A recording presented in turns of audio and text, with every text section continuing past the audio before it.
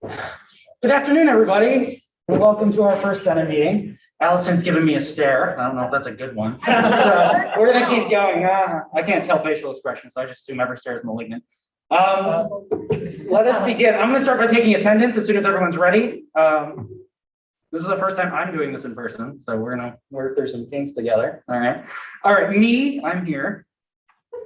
Megan Higgins. Hi, thank you. Carly Ness isn't here, she told me. Anna Griggs.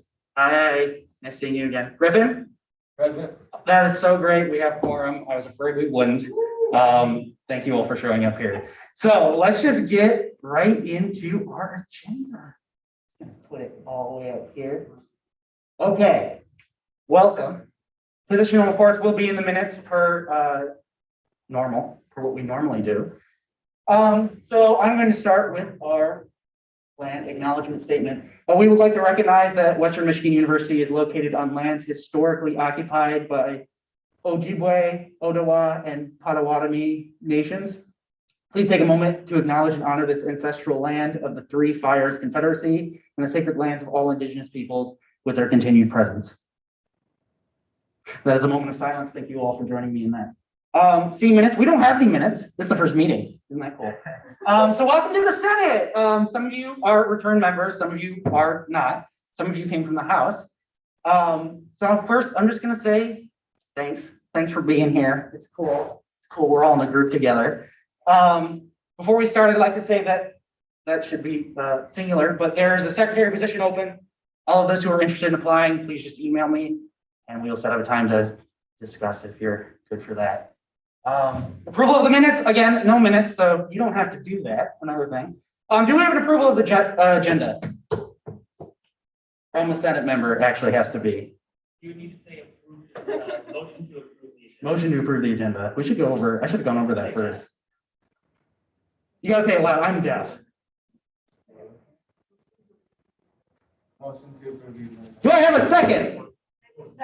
Got a second? Consent? Awesome, cool. Any opposition? I'm not hearing any, so it's gonna be approved. Do you guys, how do I turn this down? I heard someone say turn it down. Maybe I'm just too close. How is this? Is this good? Good. Awesome. Right, we have a guest speaker, Margaret Von Steinen. We're just gonna move right into that. And actually, I am not the guest speaker. It is Vice President Jeff Berman from Government Relations, and Jeff and I work together. So, Margaret would be a better speaker, though. Let's give both our speakers. Hey everyone, can you all hear me? Well, need that microphone? No. So I'm Jeff Brennan, I'm the Vice President for Government Relations. Welcome back. So good to be back. Thanks to Alexis for actually checking my badge on the way in too. Appreciate that. So for those of you who don't know me, I'm the Vice President for Government Relations here at the university. What does government relations do? Just a quick little primer. We are the small but mighty vice presidential division that helps make sure that you get all the resources that you can to make the student experience better through federal funding, state funding, community partnerships. So that's what we do, whether it's capital money from the state for the new Dunbar Hall coming up, hopefully before you graduate. I went through Dunbar Hall as a student 30 years ago. It was I won't say the word. It was in need of repairs 30 years ago. So I'm glad that it's finally getting the makeover like St. Bernard Hall did a few years ago, which our government relationship did as well. The state funds 75% of those big capital projects in these buildings. So I think for Dunbar Hall, it's a $30 million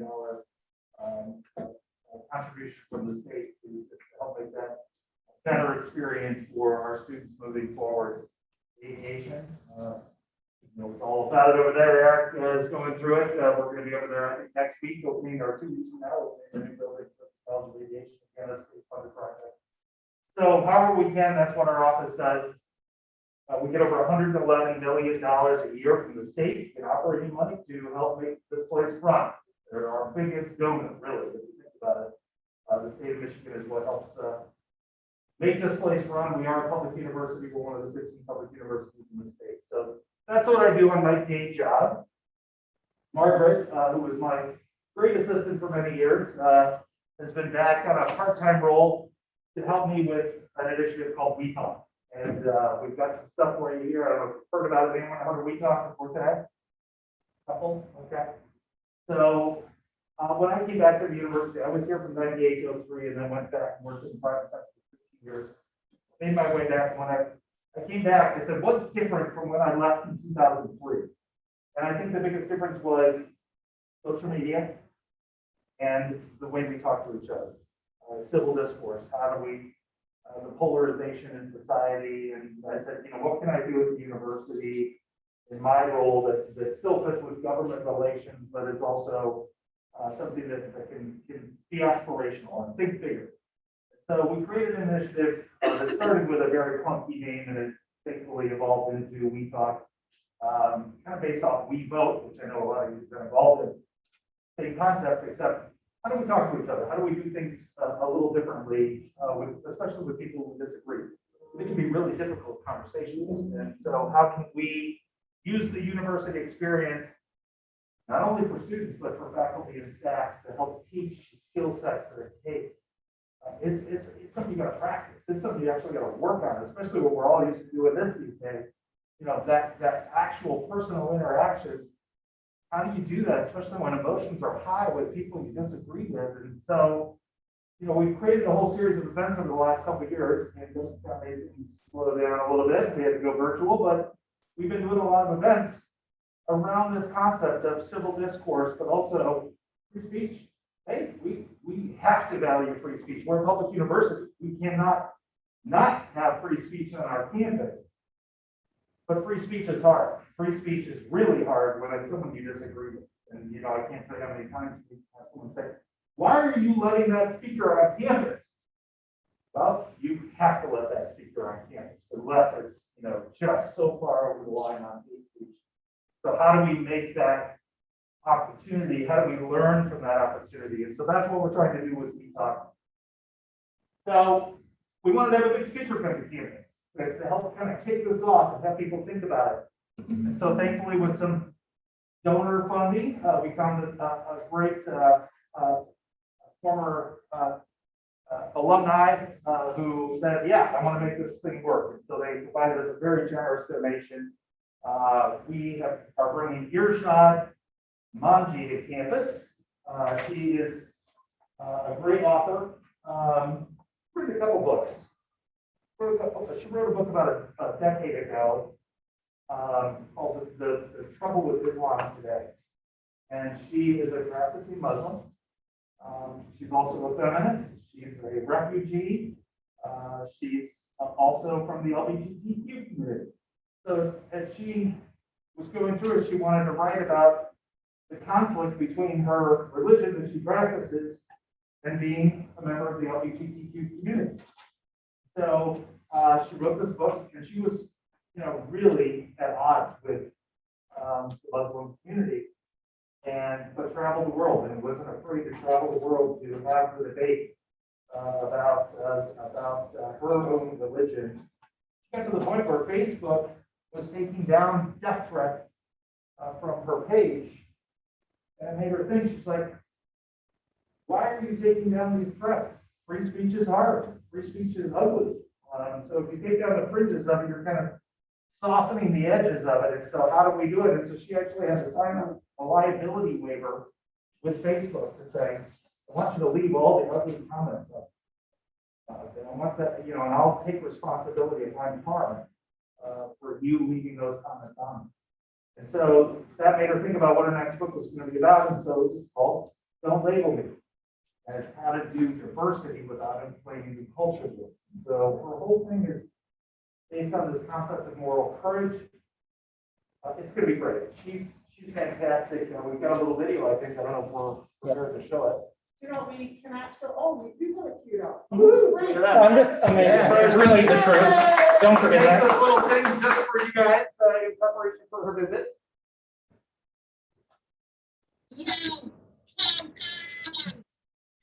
My name is Irshad.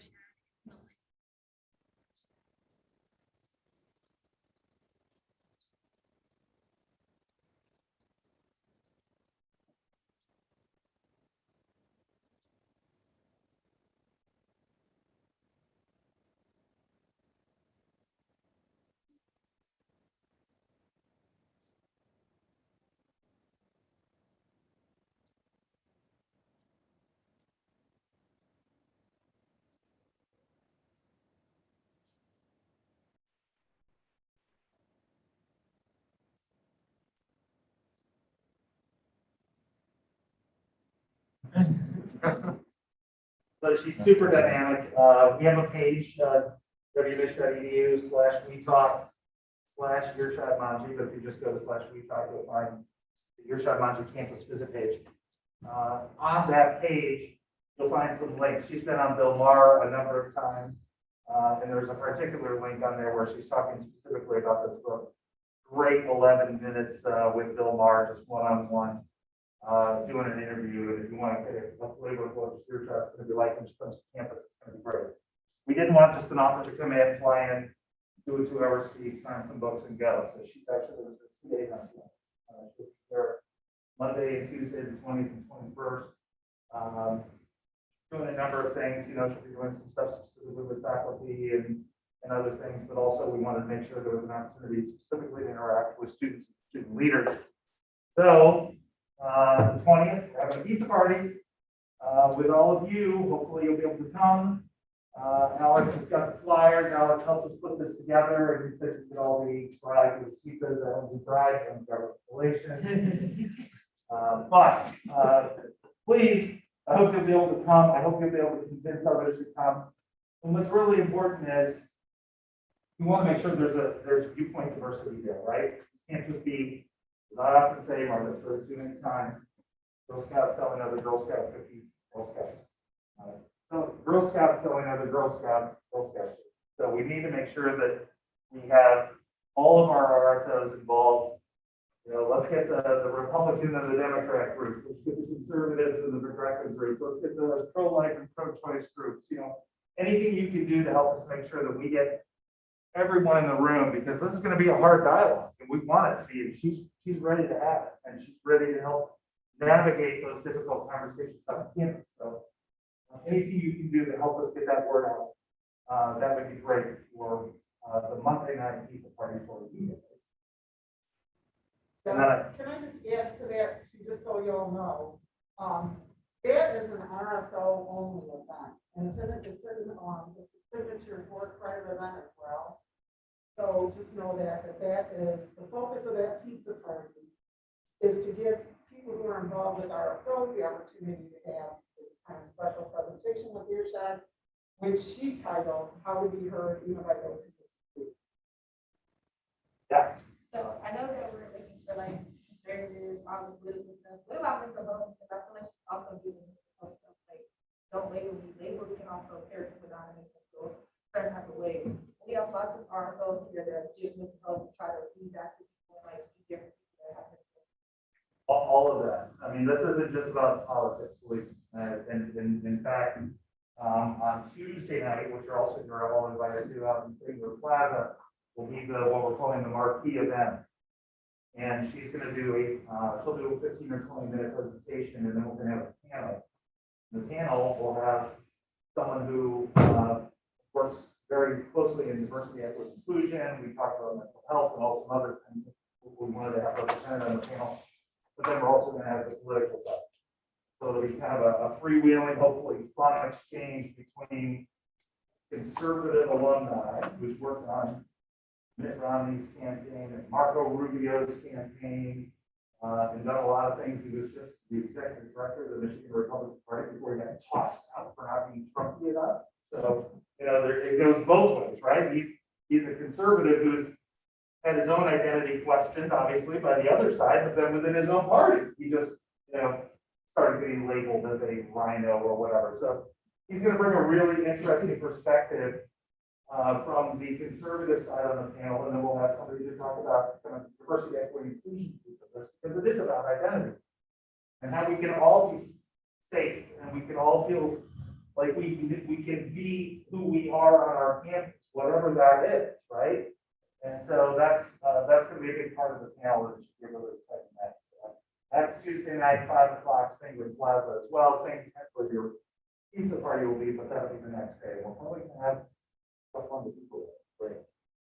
And one other event, the students, which will student focus at 2 o'clock on Thursday No, in not Thursday. Sangram Hall, Not Tuesday in Sangram Hall. This is all on the website too. We have what's called an open classroom. And that's, the title of that event is Profiles in Moral Courage.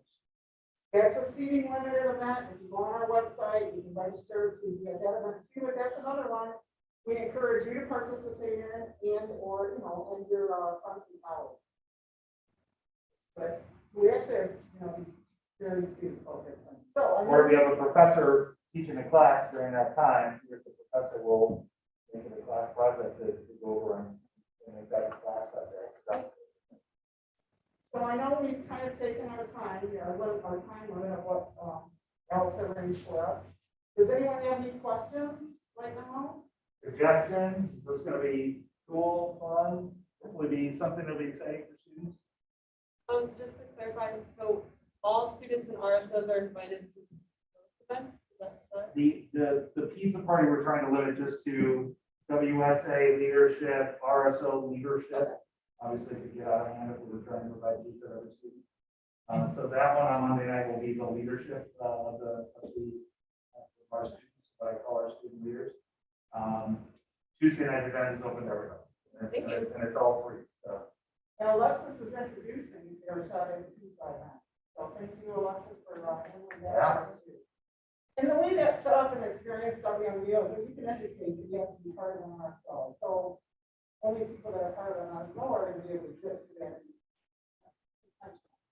We really want to help the RSOs with this professional development. I'm going to leave some materials here. I know these flyers are on the table. Want to take them? We're going to share the digital version of these things with WSA. We're grateful for all the support we're getting from you all to make this happen, and we really hope to see you at some of these events. And you'll see us again in the future because it's going on. Yeah, and we'd actually be thinking too about future programs. What would you like to see for we talked future programs last year? We worked with WSA, Alex's predecessor on the panel on social justice. It was right after all of the events of last summer, and she wanted to put together a panel on social justice. We brainstormed and we came up with kind of the past and present at Western Michigan University. What is social justice like on our own campus? And went back and found some professors who were here and students who were here in the 1960s, during the uprisings in the 1960s, and then again in the 1990s, and then now. And so it's a great way to kind of look back on the history of social justice on Western campus and then where you go from there. And so we're always going to be looking for new events. We're not going to do an earshot on anything every month. That's for sure. This is taking a lot of effort, time, and resources, but we're always looking to do smaller events. We do free speech cafes. We're going to start doing. I think our first free speech cafe is in October with our Associate General Counsel, who will talk about the realities of free speech and a great presentation. So if you've got ideas, we're always open to what we can do to get more students involved. I know it's taken a long time, so thank you for giving me the floor.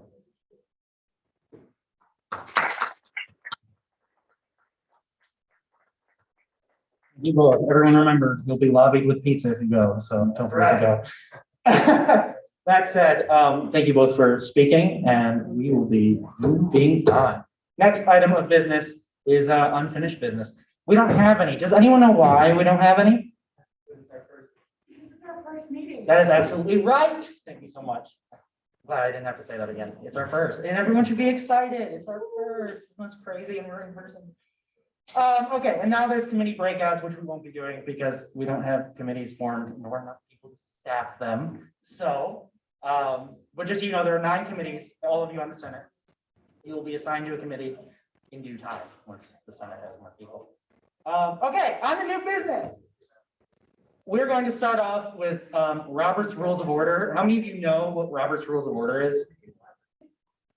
Hands as high, please high. If they're not high, then they don't count. I guess no one. Okay, awesome. So Robert's Rules of Order is just a way of running a meeting. I'm not going to be too hard on that, but it's where's my cursor?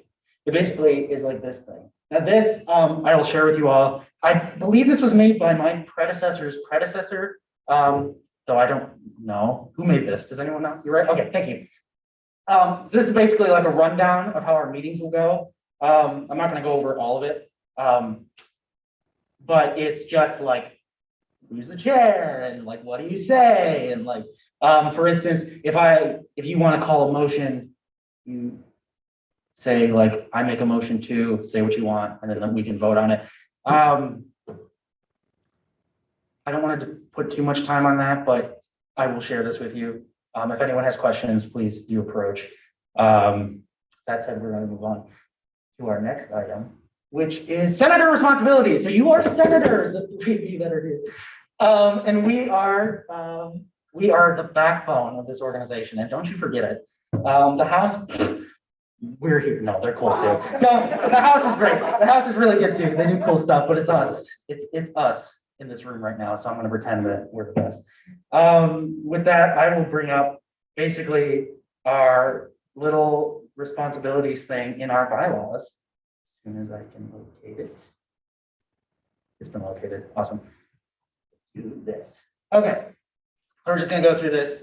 These are our bylaws. These are attached to our Constitution for those who don't know. These are what govern us. These are the law of the land. If you break them, you'll be fired. So just remember that. That's how it works. Okay, cool. So going down the list, A, and please raise your hand if you have questions. Complete all duties assigned by the Speaker Pro Tempore and Secretary of the Senate. Any questions? That was fast. You have questions? Okay, cool. Next, B. I have a question. Please. Why are you pro tempore? So I'm pro tempore. That's a good question. Because technically, so through tradition-ish, I guess I assume in the Constitution that was made, they were trying to model it after U.S. government, and so the Senate has the president pro tempore, and the vice president of the United States can come in as acting or as speaker or as president of the Senate whenever they choose. So I believe that is the reasoning why the Constitution, our current Constitution, which was ratified in spring of 2020. Someone, thank you. I was not here for that, so I don't know the reasoning behind that, but I don't think, Eric, please. So yeah, it says under the vice president's duties that I oversee the Senate, so that grants me the speakership. But I give that to Dakota, and he has job security that way. So Yeah, so that's why I'm the Speaker pro tempore, and the Speaker of the House is just the Speaker of the House. Any questions? Please raise your hands high. I don't see any high hands.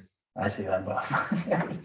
Okay, B, attend formal and informal meetings of the Senate. So you are allotted 2 unexcused absences. So if you aren't going to be here for any particular reason, please email me beforehand, and that will be an excused absence. You can have as many of those within reason. If you like miss every meeting and you excuse them, I'll probably tell you to go and not come back. But that doesn't mean I don't like you. It just means I haven't been attending meetings, and I'd like you all to attend meetings. If you do not tell me, and you rack up 2 unexcused absences, you'll get technically a 3rd, and then you'll also be asked to leave at the 3rd. I don't want to do that either, because that means I have to be like stern. Get out of here. No, I don't have to be like that. But like, or we could work something out. If something isn't working, I'm very much open to working things out. Item number C. Oh wait, were there questions? I don't see any hands. Okay, cool. Be an active member of one standing committee. Senators shall not be allowed to switch committees after the 3rd WSA meeting of that legislative session. This goes on to committees. We don't have committees formed yet, so don't worry. But we will. Those will happen, but not now. Any questions? Seeing none, hearing none. D, represent all students within the demographic they are assigned by their election to the best of their ability. So each of you should belong to a college unless you're a senator at large. We actually don't have senator at large right now. Anna, you're not a senator, no, right? You are residence life. I think that's a senator at large position. Oh, yeah. Yeah, so you are, okay. Right on. So yeah, we'll outline those down the list. Any questions? Hearing none. Okay, if representing an academic college, each senator must meet with their with the dean of their respective college 2 times each legislative session. A legislative session is a semester. We just give things pretty names because it's fun. So isn't it, you're giving me it is a semester, isn't it? According to Robert's rules, the session is the duration that the body is sitting. So because we are instituted in the beginning of September, we go to the end of April, that is 1 session. We didn't do that last year. There was a misreading of Robert's rules. Okay, so I guess you only have to meet with them twice a year, right? Are we gonna go on that? It was twice a semester. It was twice a semester. Do twice a semester, or I'll be upset. That's an order. A. That is item A. Okay, yeah. So any questions on that? Twice a semester. Most of your deans, I hope, are chill. I do understand that. Can you repeat that? Understand that one? Yeah. So now, letter E. If representing an academic college, each senator shall meet with their dean, the dean of the college, 2 times a semester. So just schedule a meeting, say hi. Ideally, you'll talk WSA business, but you start by saying hi. Cool, awesome. Any other questions? Did that clear that, by the way? Okay, awesome. Any other questions? Hearing none. Okay, F, if representing an academic college, each senator shall host an open forum to hear the concerns of their respective students at least once per legislative session. So an open forum is, in a sense, ideally, you could do this in person this year, assuming everyone follows the rules. You would basically just kind of like find a place where students are with the permission from whoever you need to get permission from. If it's at your college, it's your dean, whatever. But it's answering student questions or asking students questions about what they want done. What do they want to see new? What do they want to see different? You are communicating with your student body what they want within the confines of your college. So if I'm the senator for the engineering college, I would have a forum with the students of the engineering college. I'm like losing my words. That's so weird. It's like all up here. It's really hot in here. And that makes me, I guess, not think. That being said, you would meet with your students at your college and ask them questions or answer their questions. And then what you would take their concerns and ideally turn that into legislation or go and talk to the dean and get something worked out. That's the whole point of a legislative or student forum. And you would host one of those once a semester. Does anyone have questions on that? Was that poorly explained? Awesome. Okay, that's it. That's it for you. You don't have anything else. That's mostly it. That's really most of you. Now, these are the bare requirements. You are encouraged to do more to help your students. Very much encouraged to do more. Anything that you think would help them that doesn't violate the Constitution or trample individual rights. You can do whatever is necessary to help your students, which is what we like to see. With that, that's senator responsibilities per bylaw, per the bylaws. Do you have any questions about any of them? So this is my first year doing WSA. So how does my biggest question is, I know you said if you're representing the colleges, how do people know if they're representing, if they're representing colleges, or how does that go about? So we had a spring election and people ran for their colleges. So the people won those seats, so they should know. But you have to be a part of that college to run for that college. Those who are in the senator at large category don't actually have to do ERF. Don't have to do ERF. Last year I worked with them to find stuff they could do to replace ENF. Anna, you were a prime example, not to capture you. She was a senator at large last year and we worked together to find something that would work for her. But they know based on that. Now going forward, because we have to fill the Senate, and I'll talk on that. I'll explain how they would know. Or whatever. Does that answer your question? Thank you so much. Where's my agenda? Where did it go? There it is. Found it. Okay. All right. So we're going to review the Constitution and bylaws. Let's get real nitty-gritty here and just dig right in. First off, anyone have any questions about the Constitution and bylaws that I could probably answer before I open up the Constitution and start reading to you from its ancient text from 2020? Not seeing anything. All right, let's open it right on up. It is here. Okay. We're just gonna go briefly explain each article.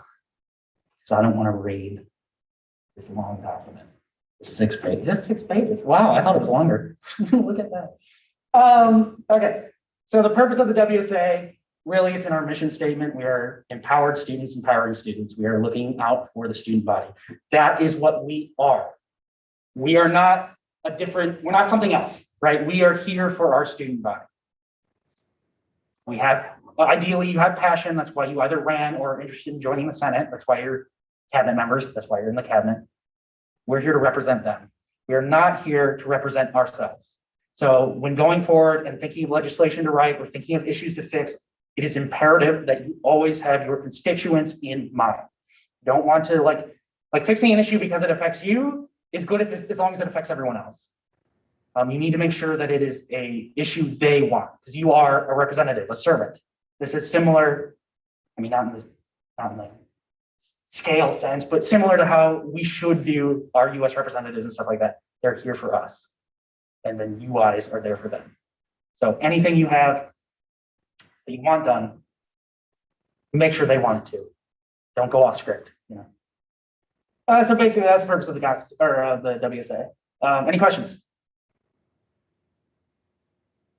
I am not seeing any. I must be doing really well. No questions. Okay. So we are composed of 3 branches: the executive, legislative, and judicial. We are the legislative, which means, I assume most of us took a civics class. We write laws. How silly. We write things. I mean, they're not laws, they're bills, they're resolutions. We write legislation to make the school better on behalf of our students.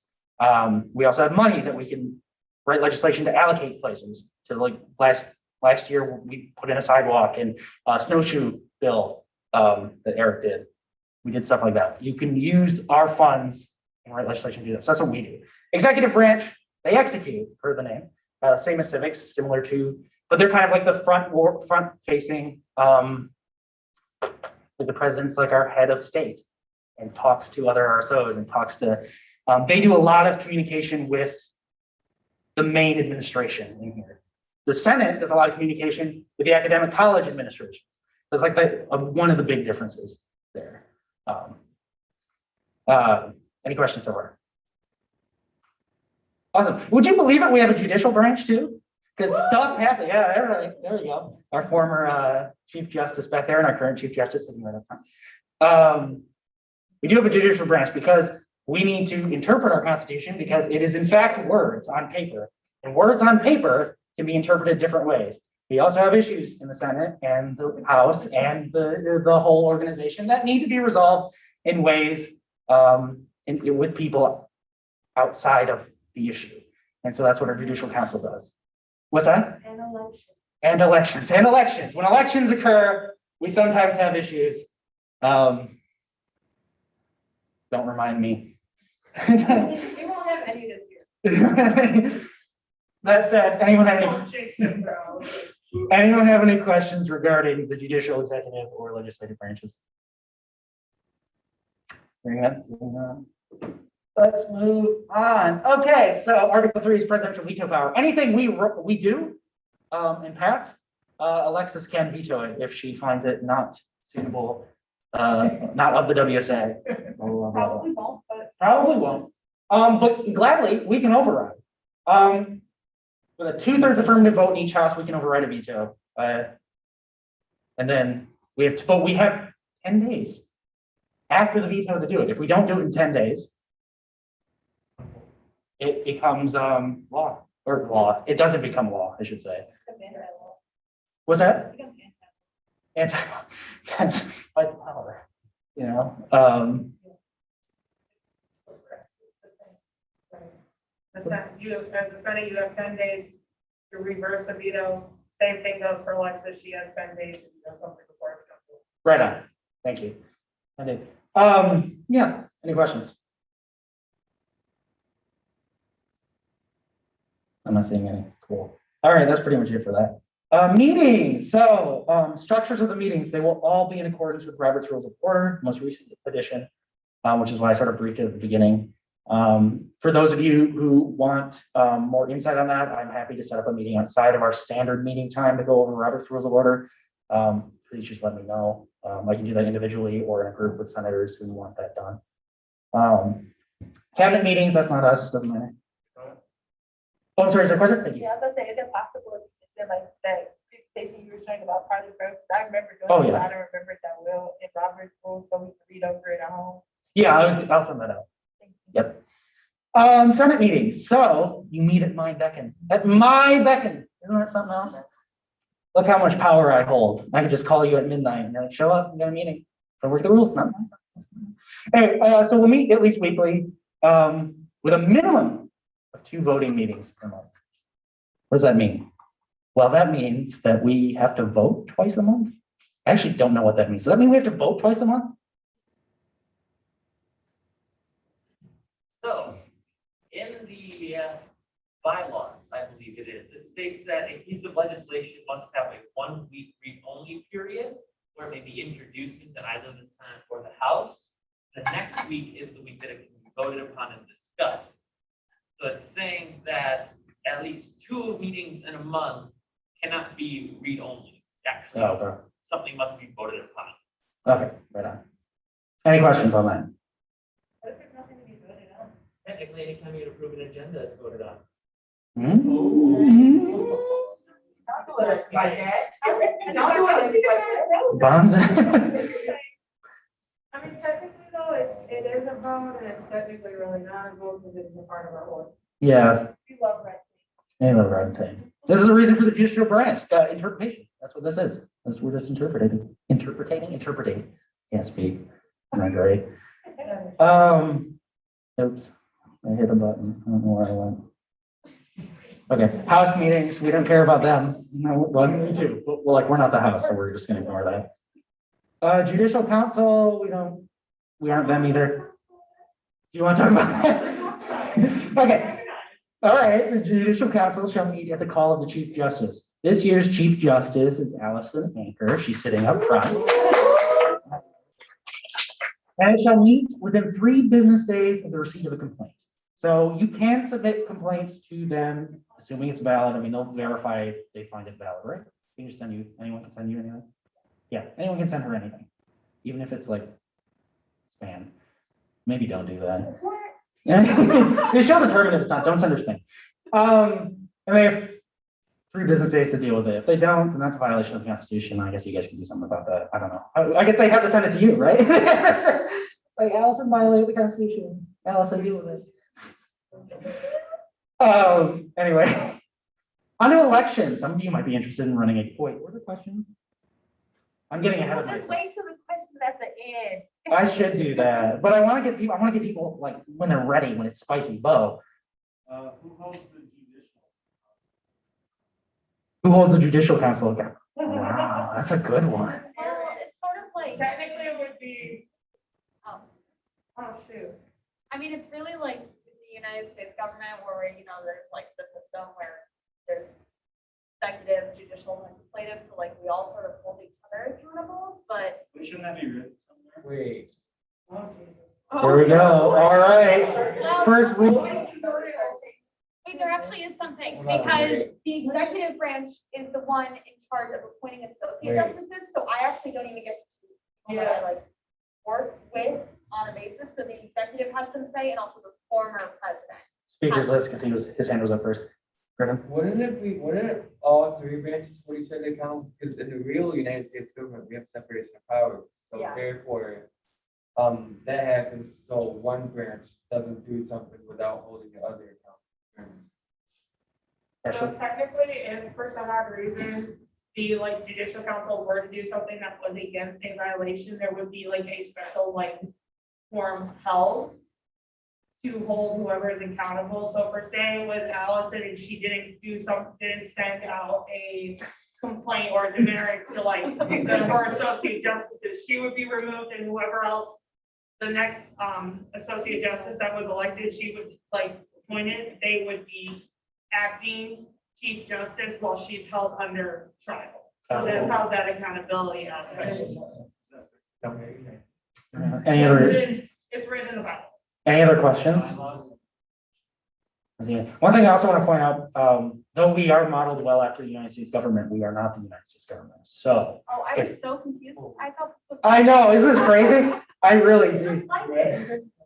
And with that said, be careful when making comparisons on how the US government does stuff and where we do stuff, because we are in fact different. It's not the same organization. Eric? Point of information. Would you, Mr. Speaker, be willing to clarify the difference between the Constitution and bylaws? Just that way we all know that they are separate and what they do. Right, so the Constitution is kind of like our, say it's like our spine of the organization. That's like our core, and then the bylaws are stuff built on top. So the bylaws are more greatly elaborating what this and that is and what our powers are, right? The Constitution is the document that must be voted on by the student body as a whole, whereas the bylaws, we can do whatever we want with that and change how we want it within the confines of the House and the Senate. Yeah, is that good? Should I explain better? Oh my goodness. Yay. Oh, no. It's gonna be fun. How's that? Is that okay? Cool. Okay, any other questions before I move on to elections? Yeah, I'm not saying any. Elections. So some of you might want to run for Senate again. Some of you might want to run for the presidency. And and this is this outlines first eligibility. So if you're enrolled, you can run. Good for you. Great. We can all run, except for me. I'm graduating. So elections. The only positions that can be ran for are the student body president, executive vice president, and senators. The House is appointed by their respective RSOs, and cabinet members are appointed by the president, vice president. Once elected, these positions shall take office 4 weeks prior to the end of the spring semester and serve 1-year terms. So your terms are 1 year. They will expire the day you were elected last year, but this coming year. That makes sense. You have 1 year. 1 year from when you got your results. And yeah, so presidential ticket. Does someone have a question? Sorry. Okay. Presidential ticket. The president and executive vice president shall run on a slate. So if you're going to run for president, you're going to run for vice president. You can't do it alone. You have to have a buddy. You have a buddy system here. Don't forget to find your buddy. And have fun. Have fun. Or don't. I don't know. General spring election. Those are held no earlier than the first week of March and no later than the first week of April. So there's a month to campaign. However, there are rules that are set out in the Student Election Code, which is a document that is constantly revised every year by the Vice President for Rules, Bylaws, and Administration. That Vice President this year is Vice President Brian Taylor. He's remote. He's in Georgia, I think. Yeah. So email him if you have questions regarding that. If you want to maybe provide your input and see if he'll take it, email him. He's your guy. Allison, yeah, he's your guy. He's our guy, really. He's a great. I love Brian. All right, senator elections. Senator elections are initially held during the first Senate meeting. Oh, during the fall 2020 semester. Okay, so this doesn't matter anymore. This is for fall 2020 when this new Senate, this is like new Constitution, new Senate. That doesn't matter anymore. Don't read that. We should strike that. I don't know why it's there. It should have been a bylaws thing, so we can remove it. Impeachment and resignation. All right, isn't this fun? Now we get to talk about sad stuff. Who has questions about the elections? I don't see any. Must have a lot of people who know what they're doing. Or at least I'm going to do some stuff. Okay, the following officers are subject to removal from office through impeachment. Student body president. Don't get impeached. Student body vice president. Speaker pro tempore, that was actually a mistake. That one doesn't get impeached. I'm here forever. Speaker of the House does get impeached. Senators get impeached. Representatives get impeached. So we all are subject to removal from office if we do a bad job, or we violate the Constitution, or we like are mean. I don't know. Actually, yeah, they can't really get you if you're mean. So be mean if you have to, but try not to be mean. Representatives specifically, so I guess this doesn't apply to you, but they're subject to removal from office as outlined in the bylaws, which we'll also go over in full. So you initiate these proceedings. I don't want to go through this, but it's very important that we know about these because there was an incident involving an impeachment where no one looked these over.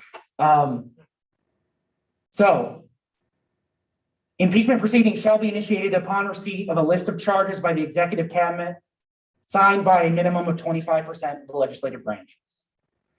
The executive cabinet must then call a meeting of the House within 14 days of receiving the signed list of charges, at which time a majority must vote to accept the charges. If accepted, the charges are to be brought before the Senate within 14 days and the impeachment trial shall commence. The impeachment trial proceedings are to be run following the most current edition of Robert's Rules of Orders, which are to be interpreted by the Chief Justice. Senators acting as a jury must ask questions through the chair. At the conclusion of the trial, 2/3 of the Senate must vote to remove the accused officer from office. If removed, the office then becomes vacant and is subject to being filled via secession, unless otherwise outlined in the bylaws. If the officer is not removed from office, all charges are dropped and the officer is able to resume normal duties. So impeachment starts in the executive cabinet. Impeachment, you take whatever you need to the executive cabinet and then it goes from there. Don't try and impeach anyone, that'd be cool. We're all friends here. But if someone is breaking the rules, I guess do what you gotta do, whatever. Touchy topic. Any questions about this sad topic? Yes, Bo. They are. We'll go to this time. 519. Thank you. Resignation or removal, blah, blah, blah, blah, blah. Upon resignation or removal from office, the line of succession for the executive branch is as follows. The executive vice president is first in line for the presidency. I'm sure he's eyeing it. That's funny. Then Speaker Pro Tempore is second in line. And then in the secretary is then the Secretary of the Senate, which is empty, by the way, is third in line. If the entire thing is exhausted, this is where you guys can have some fun, because you guys get to elect your own. The Senate then holds a special thing and does an internal election for the presidency and the vice presidency. Do you have any questions regarding that? I'm not seeing any. Unless someone's raising their hand really like not high. Amendments and revisions. You can amend the Constitution. In short, it has to go through, was it majority vote? I think that's a simple majority vote of the student body in the next general election, and then by 2/3 affirmative vote in both the House and Senate.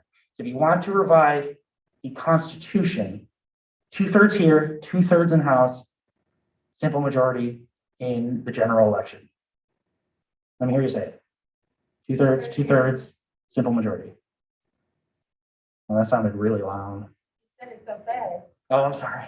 There's only 4. 2/3. There's majority. Yeah, there we go. Thank you. Anyone else want to say it? I really like making you guys do things. Somebody whispered, there you go. There's a whisper. Okay, we'll move on. Oh, look, WSA bylaws. It's like, oh, isn't that cool? So these are supplement to the WSA Constitution. They do not need to be put to a vote in the student body and may be enacted with a 2/3 affirmative vote in the House and Senate independently. Which means just you get a 2/3 in each house. I don't know what a committee bylaw is, actually. Each committee of the WSA may establish its own operational bylaws. Oh, okay. So the committees can have their own bylaws, basically. If you want to have your own bylaws to supplement the Constitution for your committees, but that's mostly for cabinet members. So cabinet members, you could do that. And you're like, I don't know, you can do that. Statutory preemption. The policy of the Western Student Association is codified in its statutes. Authority of policy is prioritized by difficulty of statute codification. Authority of policy shall be prioritized, constitutional statute, then bylaw statute, finally ordinary statute. Statutes of higher authority prioritization preempt statutes of lower authority preempt. So basically this is like Constitution is at the top, bylaws, then anything else, like committee bylaws and whatnot. Does that make sense? That's the precedence of whatnot. Dissolution clause, did you know we could dissolve the WSA if we so felt like? That's what that is. In the event that the WSA dissolves, all funds within the WSA account and all funds otherwise designated to WSA shall revert to the Office of Student Engagement to be utilized for student programming. Any further questions, ask Chris Klein in the back, what he'll do with that money when we dissolve. Okay. Yeah. Right, that was about it. This was approved 2020, adopted 2020, written by Benjamin Johnson and Tori Morris. Probably didn't know that. All right, on to the bylaws. This one's a lot longer. I'm gonna kind of keep it to things that are important, and I can't see, hang on. Really, really annoying. And let's change it. Oh, Anna, you're leaving? Ah, okay, bye. Okay. Bylaws. They're the bylaws. So here's membership. So all members of the WSA must follow the following standards. For undergraduate students, you need to possess a WIN. Like you wouldn't, right? Because if you don't, you're not here. You're not one of us. That means you're different. That's okay. It's okay to be different. Right? You must be enrolled in no less than 1 credit hour per semester, so you actually have to be an active student. Minimum GPA of 2.0 is in good standing at the university, so that's what you must possess. Uphold university standards and university student code of conduct. So if you fail to uphold university student code of conduct, you fail to uphold ours, because we are, in fact, student representatives. So you will be pushed out of the organization. So be upstanding. And that's pretty good, right? That's pretty easy. You can do that. Maintain active status in order to retain voting rights and WSA provided privileges. So that means just be active in the organization. So don't just get this position and stop doing your job. I'm thinking that, I know it sounds weird. I'm not like, that sounds menacing, but I'm like thinking it through my head and like making me like come across menacing. I'm sorry. Hope that's not too bad. Anyway, the Senate shall, so there are no more than 28 members in the Senate. There are 2 for each academic college, 4 for Greek life, 6 for senators at large. Blah, blah, we read that. Blah, blah, blah, read that. Okay, so you guys are to elect a speaker pro tempore. That happened last year, at the end of the year. That's why I'm here. And so your terms, this basically is reiterating the Constitution again. 1 year, follow all the SEC rules when you run. We're good. We don't need to learn about the House. Legislative session. So fall session. Okay, so this is where we're having the confusion about the legislative session. There's a fall session and a spring session. Fall session will begin with the inauguration of a new president with the what? And inauguration. Where is your inauguration? Where is your? We already did that. Yeah, we did that. Why does it say the fall session? That's weird. All right. So ignore that. This is a lot of president stuff. Yeah, what is this? Okay, the inauguration of a new one, and then the end of the spring will also begin with the end with the inauguration of a new president. So yeah, I guess you get 2. Okay. All right, everyone, stand up. You have to make a motion. Oh, motion to inaugurate President Alexis Morris. I was about to say Allison, yeah. Yeah, Senator. Motion to inaugurate President Alexis Morris and Executive Vice President Eric Effinger. In favor? Say aye. Aye. Wait, you can't. Consent? Fine, do consent. We can't do aye. Consent? You can't make a motion. Ah, wow. You have to ask for one. Can I get a order in my court? Can I get a motion for that?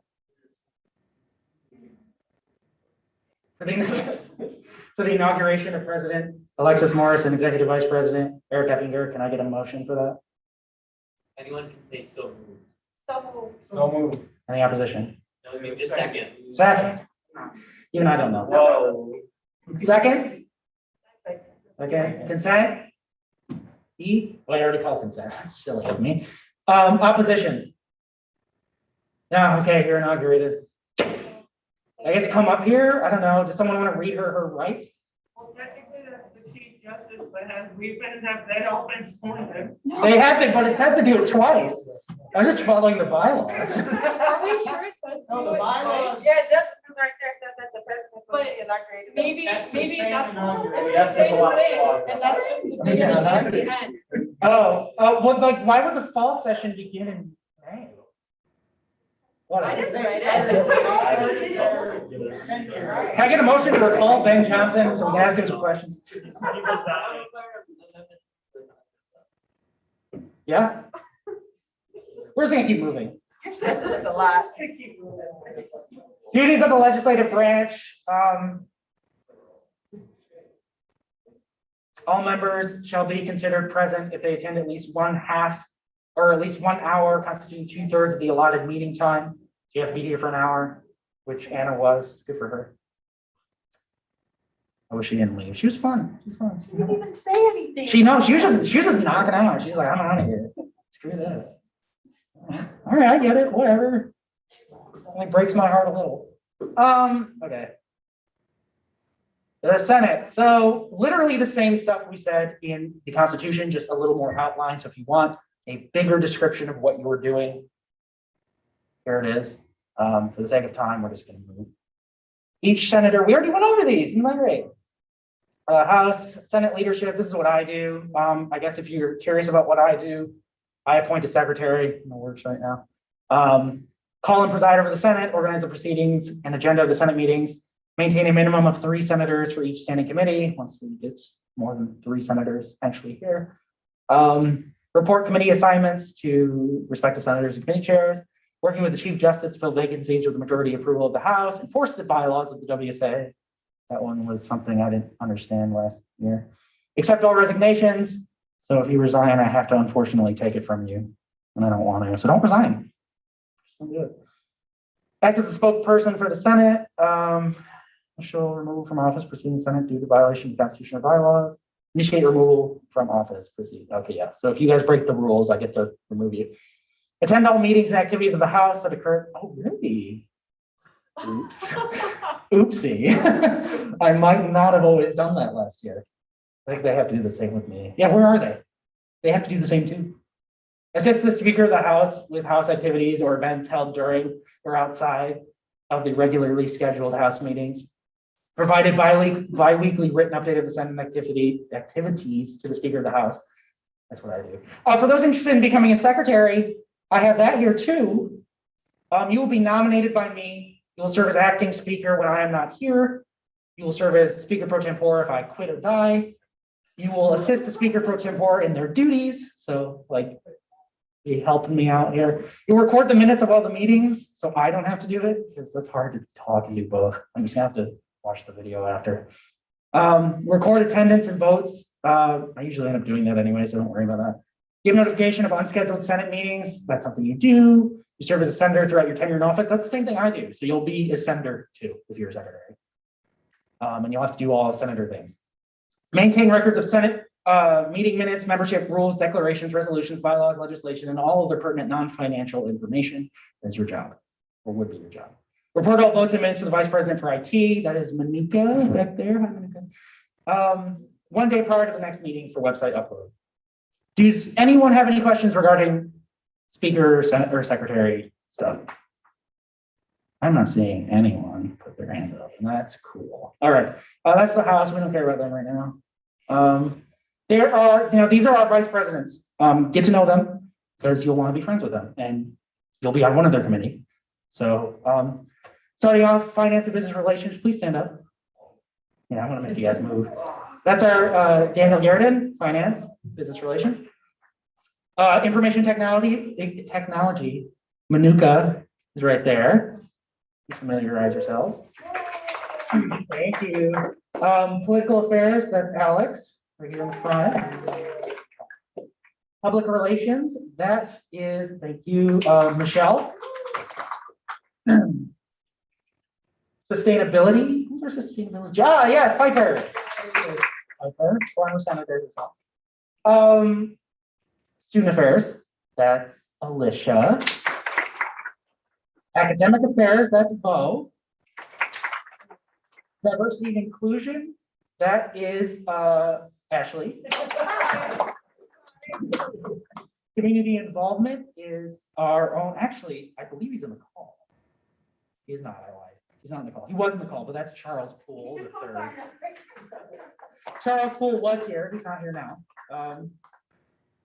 University Pride.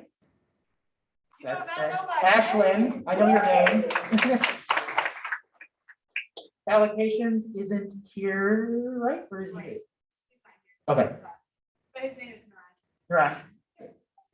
And then who's our, I don't know, our vice chair for allocations? Is that pretty? And Will, I do have the word. Okay, so we have two, our allocations people aren't here. You'll get introduced to them at some point. Rules, bylaws, and administration, as I said before, is Mr. Brian Taylor. He's in Georgia. It seems he isn't attended today, but he's great. Get to know him as well. Yeah, so duties of the executive, we don't need that. That's not us. Long list of stuff. Oh my gosh, I think that might be the rest of the Constitution or the bylaws. He's a judicial, that's them, not us. Legislative process. Okay. So any of you can write legislation. That's what's real cool, is you can just write whatever you want and get it on the Senate floor. If it gets passed or not, that's beyond me, but it can get to the Senate floor just by you. So there are 5 types of legislation. One of them's not listed here yet. First type is a resolution. This serves to modify the chamber in which it is voted in, and only requires a majority vote in that chamber. So this modifies, say, if we do a Senate resolution, and that's the only one that'll matter for us, and you can do one for House. I did one for House last year. It modifies this chamber. So anything you want to change regarding the Senate, you can make that, and it only has to go through the Senate. Any questions on a resolution? Question, more of a reminder is that if it goes against the bylaws, though, the bylaws will still nullify that. Yeah. resolution. Right, so same as that hierarchy of documents, constitution, bylaws, bylaws is still above anything else written, so that's legislation, so unless you modify the bylaws. So next is a legislative bill. This serves to amend the bylaws and constitution of the WSA. This is a 2/3 affirmative vote shall be required in both of the houses to adopt, like, this is what would modify the bylaws. 2/3 here and 2/3 in the House. So if you want to modify the bylaws, write that. Anyone have any questions regarding that? Awesome. Spending bill. So this is for if we want to use WSA budget to do anything that would benefit the university, doesn't violate the bylaws or the Constitution. Same, and I will show you the structure of like a bill and how they look like, but that's just for using WSA funds for anything your heart desires and gets passed. It has to go through both 2/3 affirmative vote, both houses to adopt the Senate bill or the spending bill. University bill serves as an official statement or position taken by the WSA with the intention of making a change in the university. So this is ideally would go to the university and we'd be like, hey, stop being mean. And then they'd stop being mean, ideally. Or being nice. They could be nice and we might want them to be mean. It just really determines our mood. It's determined by our mood. So that one requires a simple majority in each chamber and signed off by the president. Does that make sense? Awesome. There's a 5th one that's not here yet that we are going to adopt, or that it would be like to have been adopted. It's called a memorandum of agreement. Went through a few different names, I can't remember. Memorandum of agreement is something we'd like you to go to before doing a university bill.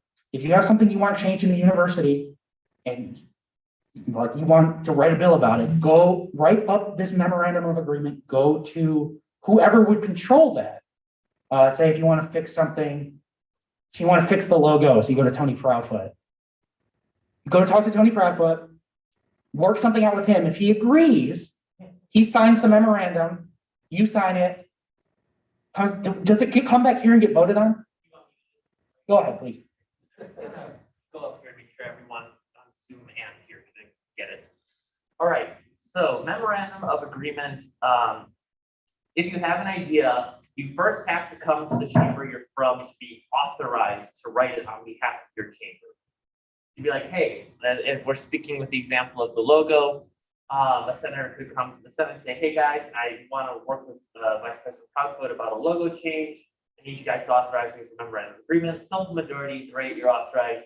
Then you go to whichever department or chair, as we talked about, you kind of hash it out.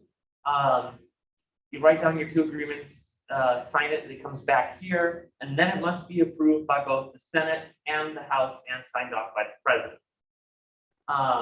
So the whole point is that admin prefers it when we work with them instead of writing a university bill. We found this out the hard way last year. We wrote a lot of university bills. Admin didn't know what was going on, and then we just slapped it on their desk and said, fixed it. But that wasn't really appreciated, and I think we can all understand why.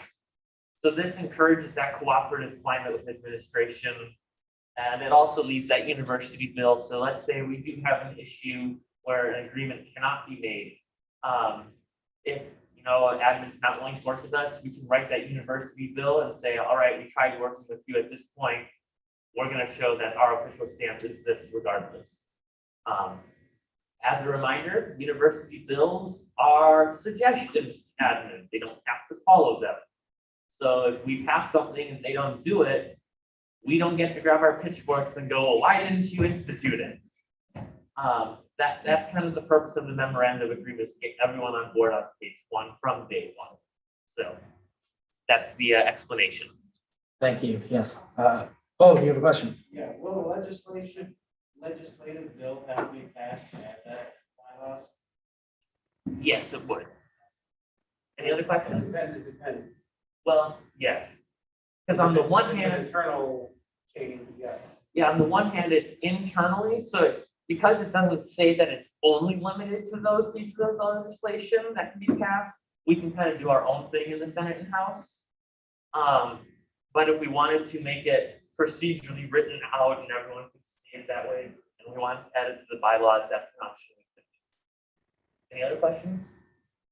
To add to that, the bylaws would be if there's a procedure that we want to do every year, and submit it into more the ethos of our organization, and then something, a one-time thing where it's like a one-time project, we probably would not go into the bylaws. Because it's one and done. Hearing and seeing no other questions, I'll give it back to you. Thank you. Thank you. Thank you. Explained it much better than I. With that said, we'll move on to how we submit legislation. You are encouraged, but it's not required, to seek out a member of cabinet to co-sponsor your bill or your piece of legislation. Like I said, you don't have to, but you are highly encouraged. It's good to get that backing. It's good to ensure whatever you want done goes through the right channels, and those on cabinet can ensure that. When you want to submit legislation or any other agenda item, do so by 6 p.m. Monday, on the Monday before the scheduled meeting. So for this meeting, if you wanted something, you would have submitted it to me in an email by 6 p.m. this last Monday. Any questions? Okay, and that legislation, once submitted, ideally will be a read-only for 1 week, and then come to be voted the next following week, unless, no, not unless anything, yeah. How it works. Point of information, a motion can be made on the floor to eliminate that 1 week freedom. Yes, that is correct. A motion can be made to do that. So if you want to motion to get it pushed faster, of course, that's a pass, but you can't do that. Meeting procedure. So we act identically to the House. Whatever they do, we do, in the sense of how we compose ourselves. All debate procedures will be given by discretion or at the discretion of the chair. We'll usually have a speakers list for debate items, and how a speakers list works is we have the first round of people are put on the list who go, and then if you want to speak again, you'll be put on the secondary list, and people who haven't gone are put on the primary list, and so on and so forth. So on and so forth with how many times you speak, till all the lists are exhausted. Does that make sense? This is a turn-based meeting. Our organization is quite turn-based. We raise our hands. We do not start back and forth arguments on the floor. It's someone says what they want to say, then the next person says what they want to say at the discretion of the chair. Is that understood? Awesome. Voting procedure. So consent shall only be called if there is no dissenting and assenting discussion. Consent cannot be called when the motion being made involves money or finances of any sort. So we can call consent, which is to not vote, but to like get general consensus on something. If it doesn't involve money and no one is opposing. Does that make sense? Awesome.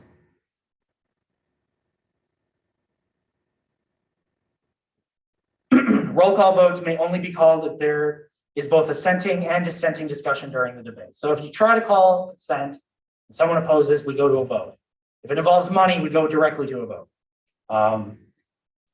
If the debate is lasting longer than someone would like, someone can call a motion to vote or motion to move the question, or there's different ways of doing it.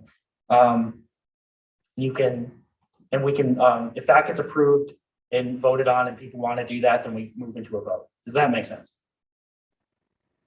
All right. Guest speakers. So you can, any of you can have a guest speaker. The same rules apply with submitting legislation to be put on the agenda. You just have to ensure the guest speaker is approved with me no later than 6 a.m. or 6 p.m. Monday, the Monday before the meeting, and I can get that person on the agenda. Does that make sense? And I just lost my position.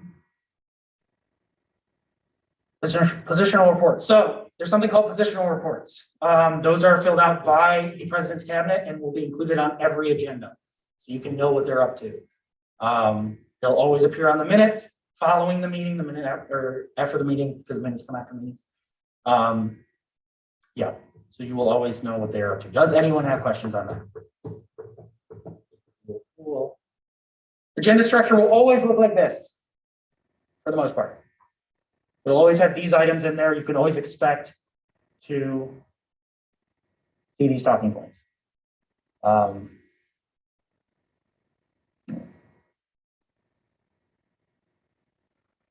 Right, so that's pretty much it for the Constitution or stuff that's pertinent right now. Right, any questions on the Constitution as a whole, or the bylaws as a whole, excuse me. Cool, not seeing any, where is my agenda? There it is. Okay, that was a review. How to write legislation. This one's gonna be a little quicker because it's actually quite easy. Because we have a template. So here is the template. This is what all legislation, this will be available. I will email this out and we should have a drive with this on it available to you. So all legislation will begin with the office by which you serve, like wherever you serve. So you guys are in the Senate, so it'll always say that at the top. So you don't have to worry about that. The title goes where the title, you can read, right? So legislative title at the top, legislative type. Type is like the different ones I talked about, like the spending bill, university bill, resolution, so on and so forth. That goes right there. The number won't be inputted until the end because we technically don't know what number it is because something else can get passed before, so don't worry about the 3 question marks. And then you'll put your name and your position, name, comma, position. Am I talking too fast? Awesome. If someone's writing it with you, just underneath that, name, comma, position for everyone writing. There's a co-sponsor section you can add. Optionally, you do not have to, if you don't want to have a co-sponsor, but you do the same thing, name, position, even if they're outside the organization. So for example, Chris Sly would be Chris Sly, WSA advisor, or Chris Sly, director of Office of Student Engagement, if he is to co-sponsor. Same thing for people, just if they don't have a title, they're just a student, comma student. And the legislation is structured with things called whereas clauses and therefore clauses. Whereas is the reasoning behind the bill or the issue at hand. So for instance, actually I'll have one to show you after this, so I'll show you what that means. But it's like, for instance, I don't like these chairs in here. So whereas I think the chairs in the Senate room are ugly, therefore be it resolved, we switch to bluer chairs. And that would be how it'd be structured. Does anyone have any questions regarding that? Just to add to that, your opinion is allowed, but you also want facts, whereas these chairs are 50 years old. Right, yeah, not just opinion. You also want to back it up with, facts. Ideally, when you go to, when you do student forums, information you collect from your students is good to include, so long as it's not outlier information or opinion and it's based in research you've done. Does that make sense? This is what they'll look like. I'll be sure to send this out to other people to view with the minutes.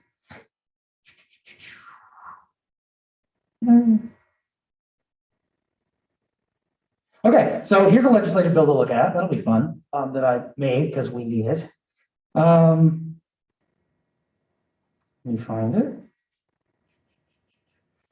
So this is a thing I made to fill the Senate because we need people in the Senate because there's at current there's 3 senators in the room. So let me read it aloud. Whereas in the event that the Senate is not filled to its capacity of 28 members during the spring general election, and whereas there currently stands no efficient and suitable means of staffing the empty Senate seats, therefore being resolved, Article 2, Section 1, subsection 4 of the WSA bylaws will read, in the event that not all Senate seats are filled or seats become vacant during a legislative session, or during legislative sessions, the Speaker pro tempore reserves the right to make immediate appointments to vacant Senate seats with students eligible to become senators by the requirements outlined in the WSA Constitution and bylaws in place of, in the event that not all Senate seats are filled or seats become vacant during legislative session, a member of from the House of Representatives may be appointed by the Chief Justice to fill the seats, subject to approval by 2/3 majority of the House. So it's replacing a lot. Does that make sense? I would like to vote on this today, so I will entertain a motion to waive the wait time, the read-only time. What do you have? What are you gonna say? Next point of order, you technically can't. I'm not saying I'm making a motion. Can I ask for one? No, in the bylaws, it says any voting senator wishing to make such a motion will consult the speaker prior to initial call to order. Oh, you're, what? Okay, fine. All right, so there's a reading period for this, read only. That's fine. The House has to vote on it too. We'll hold this for a week. I'll put it out with the minutes. Please read it over. Send me any revisions you think it might need. We can talk on it. But this is basically, here's an example one for you to look at. Does that look okay? Like in the sense of like what an example one would look like. Does that make sense? Any questions? None at all. Okay. All right, and that's it. That's crazy. We have announcements, speaker office hours. I don't have any yet. I haven't figured that out. But feel free to email me if you have questions, set up a meeting. I'd be happy to meet with you whenever you need it. And adjournment. So at the adjournment section of the agenda, you can say something you want, the notes from the senator section, anything you want within like 30 seconds. If you're doing something, like you have an event going on, you know, of an RSO event, you want to like just look for support on something or try and like advertise something within reason. That's your section. And then notes from the cabinet is anything that the cabinet wants to tell you in a similar sense. So do the senators have anything they want to say?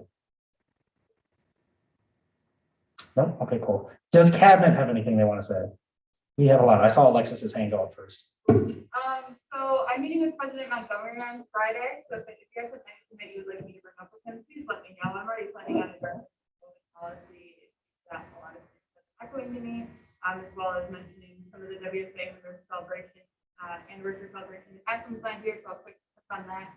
All of you, if you didn't, but you should have received an invitation to the 100th anniversary celebration banquet, which is held on Friday, October 8th from 7 to 10 in one of the ballrooms of that direction. So I'll tell you which one. But it's straight up ahead. If you have any questions, let me know. Otherwise, thank you. Alex? Hi, guys. Yeah, I just wanted to, I know you heard Jeff and Margaret talk about this, but please go on to Experience WMU and register for the pizza event, along with any other of the activities that are taking place those 2 days.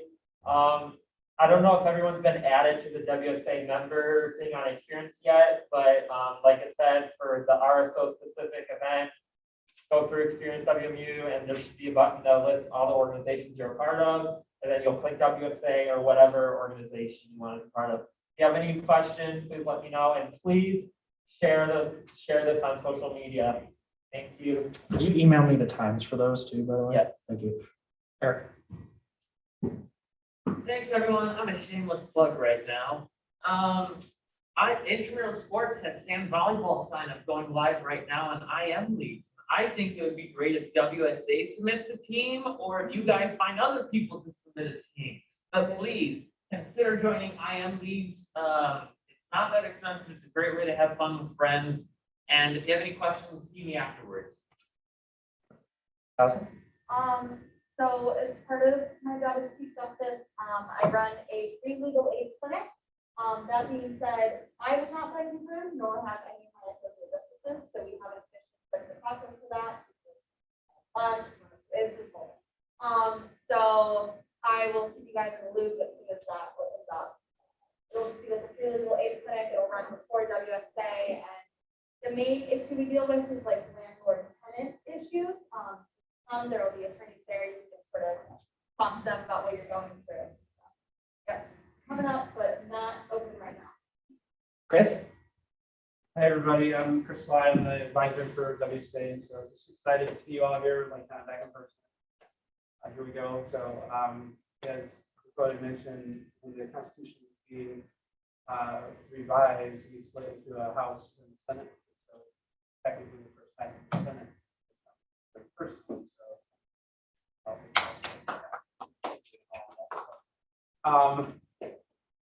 I heard that there. I'm curious in terms of if this is whose first meeting is this? What do you mean? Your first time at a WSA meeting. Let's give them a round of applause. It's glad to have you here, and yeah, we're figuring out some of the hybrid and some of the tech pieces. Plenty of opportunity to involve. A lot of administrative stuff. I call it packing our bag. We want to make sure we have everything. I'll back to it. In conversation. Very glad to see you. Yeah, definitely there's some open Senate seats. So plenty of opportunity.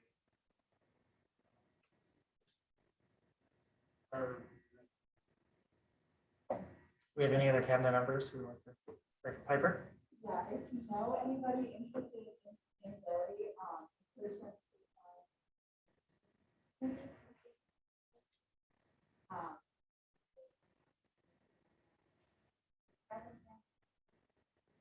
Then they can apply for the grant.